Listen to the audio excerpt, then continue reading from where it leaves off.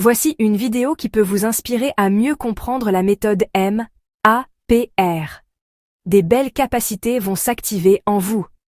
Maîtriser le MAPR est un outil puissant d'analyse pré-cognitive rapide.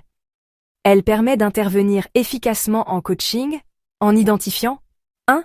Les motivations. 2. L'anxiété. 3. La personnalité. Et R. La relation.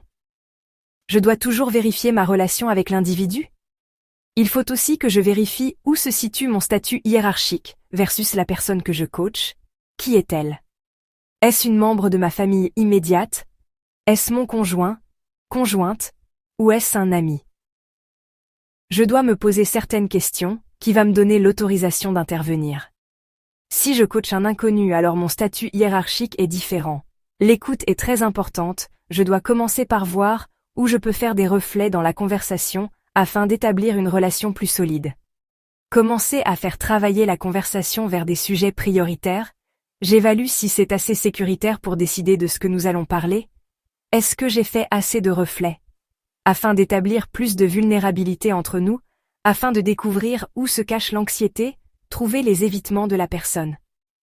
Cela représente notre capacité à détecter la source de la résistance et remonter jusqu'à l'anxiété. Faire augmenter l'énergie. Cette grille d'analyse est une solide base sur laquelle je peux me fier.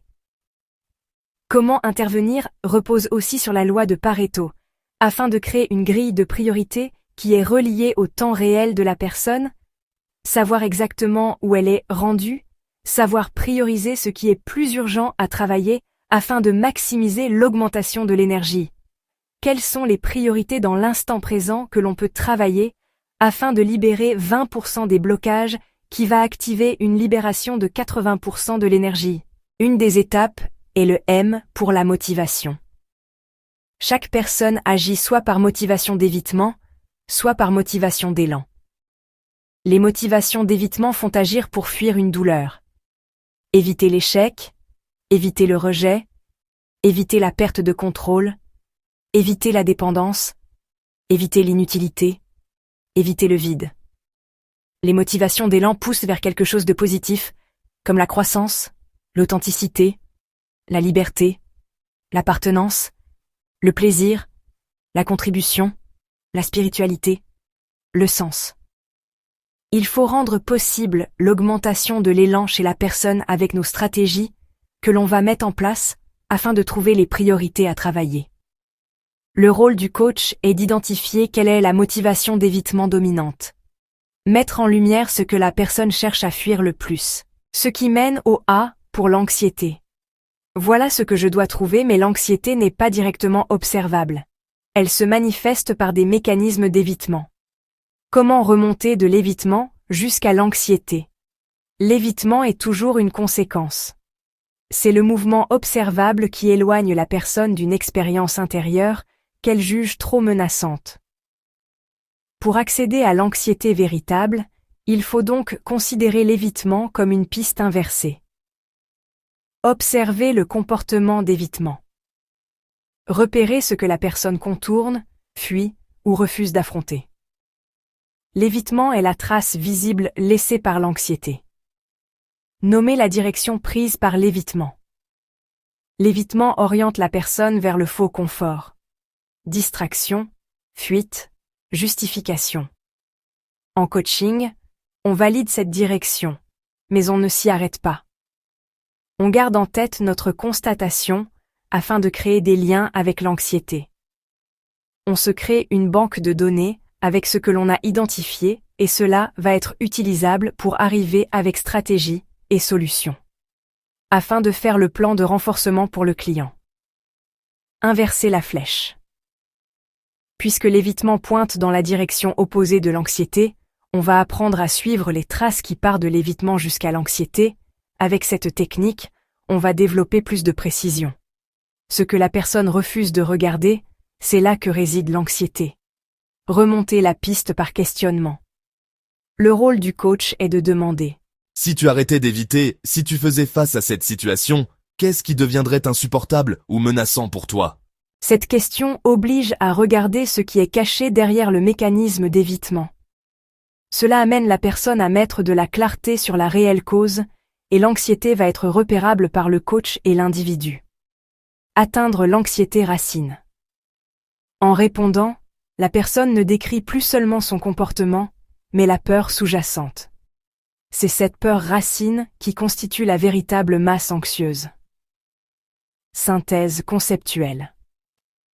L'évitement est un masque. La direction opposée du masque révèle l'anxiété. Remonter de l'évitement vers l'anxiété, c'est retourner le mouvement de fuite pour atteindre la source de la peur. Quelques exemples: procrastiner, s'occuper ailleurs pour éviter la tâche importante, chercher sans cesse l'approbation, viser la perfection, détourner le sujet par l'humour, s'isoler ou attaquer par la colère. Ces comportements sont des indices de la peur racine, le fameux dragon intérieur que le client fuit. Chaque évitement pointe vers une peur miroir. La peur de l'échec, du rejet, de l'inconnu, de perdre le contrôle ou d'être inutile. C'est aussi important de mettre en lumière le P pour la personnalité. On utilise le modèle du Big Five pour comprendre le style stable de fonctionnement de la personne, afin de mieux comprendre les deux tendances dominantes de la personne. L'ouverture mesure la curiosité, la créativité, l'imaginatif, réceptif à la nouveauté et au changement. La conscienciosité mesure la tendance à planifier, persévérer, s'orienter vers des buts à long terme, être discipliné, ambitieux et la fiabilité. L'extraversion indique une tendance à s'affirmer, être enthousiaste, rechercher des sensations et des interactions d'énergie sociale. L'agréabilité mesure l'empathie, la compassion, l'altruisme, l'évitement des conflits, la coopération et la tendance à vouloir plaire aux autres. Le neuroticisme décrit la tendance à ressentir les émotions négatives, au repli sur soi, à être anxieux et sensible au stress. Cela démontre la stabilité émotionnelle de la personne. En coaching, un ou deux traits dominants suffisent souvent à comprendre 80% des comportements. Comment les traits de personnalité guident le plan stratégique? Les traits de personnalité sont des repères stables qui orientent la manière dont une personne perçoit, décide et agit. En coaching, les utiliser et les reconnaître permet d'élaborer un plan d'action qui ressemble et facilite l'intégration du plan de match du coach. Parle le langage naturel du client. Respecte sa manière spontanée de fonctionner. Réduit la résistance et augmente la motivation. Ouverture. Haut niveau. Aime la nouveauté, la créativité, les idées originales. Stratégie. Proposer des objectifs innovants, ouverts, stimulants, avec une part d'exploration. Bas niveau. Préfère le concret, conformiste, moins créatif et imaginatif, aime les habitudes, les choses connues, la routine. Stratégie. Présenter le plan comme simple, pratique, basé sur ce qui est déjà familier, qui reste proche de la routine de la personne. En alignant ton plan, la personne se dit « Oui, ça ressemble à ma façon naturelle d'apprendre et de faire ». Conscienciosité. Haut niveau. Organisé, discipliné, aime les étapes claires, s'oriente vers des buts à long terme. Stratégie. Bâtir un plan structuré, avec des échéances et des indicateurs précis. Bas niveau. Tendance à être désorganisé, moins persévérant ou méticuleux, spontané, flexible, fonctionne à l'instinct, tendance à s'orienter vers des buts court terme. Stratégie. Proposer un plan souple, adaptable, qui laisse place à l'improvisation et au choix du moment. Le client se sent motivé car le plan respecte son rythme et sa gestion naturelle du temps. Extraversion. Haut niveau. Énergique, aime être entouré, cherche le contact avec les autres et a une tendance à s'affirmer. Stratégie. Inclure du travail en groupe, des interactions sociales, de la visibilité. Bas niveau. Réservé, introverti, peu démonstratif, discret, préfère l'introspection, agit en retrait, aime la solitude et le calme. Stratégie. Privilégier des actions individuelles, discrètes, orientées vers l'analyse ou la réflexion. Le plan devient motivant parce qu'il s'accorde avec son degré naturel d'exposition. Agréabilité. Haut niveau.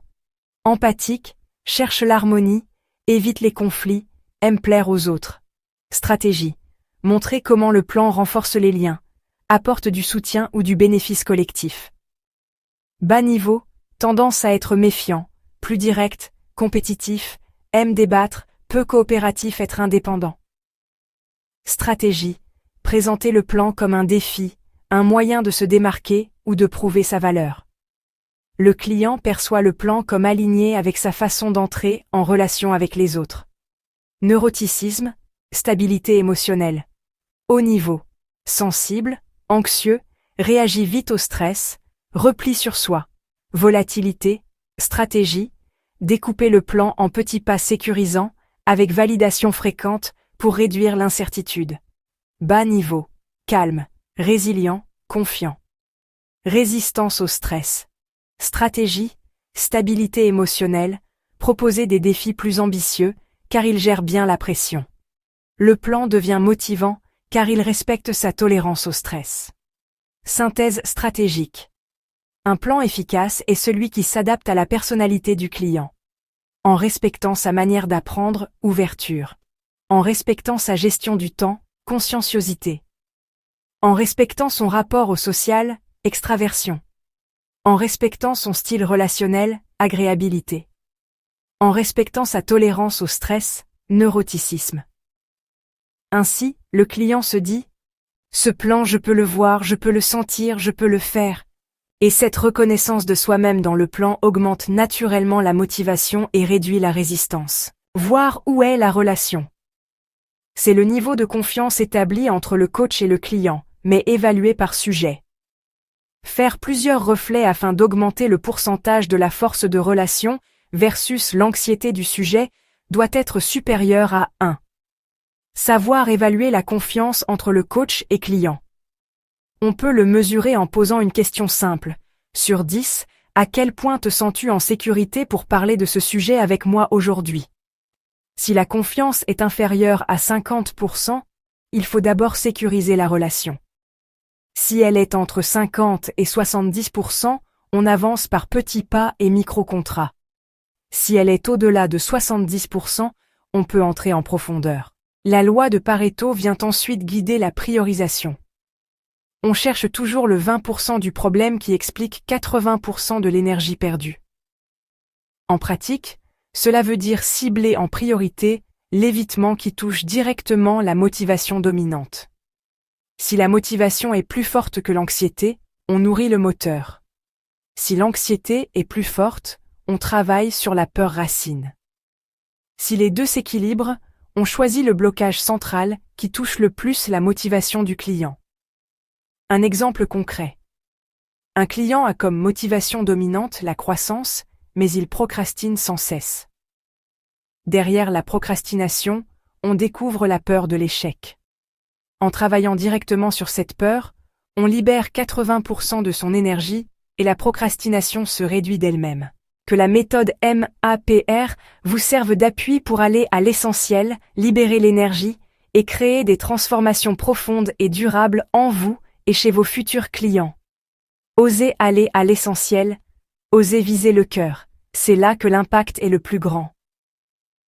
En repérant sa vraie motivation, en révélant l'anxiété cachée derrière ses évitements, en respectant sa personnalité unique et en construisant une relation de confiance, on ouvre un chemin clair et puissant. Une autre technique va être utilisée, celle de jouer au jeu normal et pas normal, la stratégie à faire voir au client le normal de sa réalité et le pas normal de sa réalité, combiner la réalité du client et voir comment il agit et se perçoit versus comment il pense que les autres le perçoivent. Deux réalités très différentes. Voilà une belle synthèse de notre formation. Je vous souhaite une belle intégration de cette matière. Namasté.